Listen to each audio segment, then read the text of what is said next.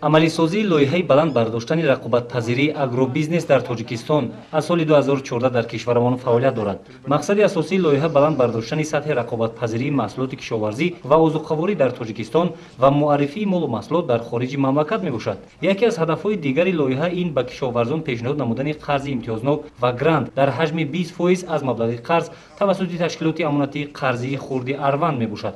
аввалин мизоҷи ташкилоти амонатии қарзии хурди Арванд дар доираи лоиҳа ба маблағи 178 000 сомонӣ трактори тамғаи МТЗ-95 ва испори тракторро аз ҷамъияти саҳомӣ кушодаи мадади Турсунзодаи шаҳри Турсунзода дастрас намуд. ҳалимҷон ҳакимов, ки тавассути бонки мазкур соҳиби трактори замонавӣ гардид, аз намояндагони лоиҳа сипосгузор аст.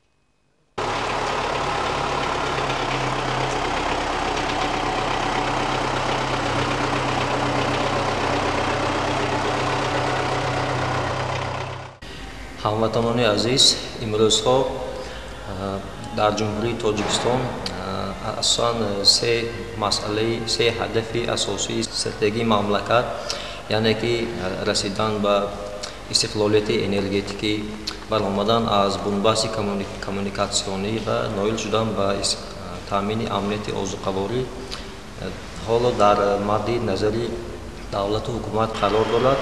ва имрӯз чихеле ки шумо дида ҳисобед байни ҷамъияти саҳомии шакли кушодаи мадади Турсунзода ва фермер аз ноҳияи Конибодон Ҳалимҷон Ҳакимов, хоҷагии деҳқонии Навбаҳор ҳозир гуфтушунид барои дастрас намудани трактори МТЗ 952 рафта истодааст ва аллакай аз ҷониби бонки Арванд, ташкилоти амонати қарзи хурдии Арванд маблағгузорӣ аллакай амалӣ гардида истодааст. мо боварӣ дорем ки ин амал боз ҳам идома меёбад. бояд гуфт ки лоиҳаи мазкур аз ҷониби Иттиҳоди Аврупо тавассути маблағҳои бонки таҷдид ва рушд дастгирӣ ёфта айни ҳол маблағгузорӣ оғоз шудааст. нуктаи дигари қобили зикр он аст ки чанде пештар дар доираи лоиҳаи мазкур як нафари дигар аз вилояти Суғд соҳиби мини трактор ва як адад дорупошак гардида буд. гузориши Дилшод Раҳмонов ва Дилмурод Шарипов барои барномаи иттилоъотии хабар.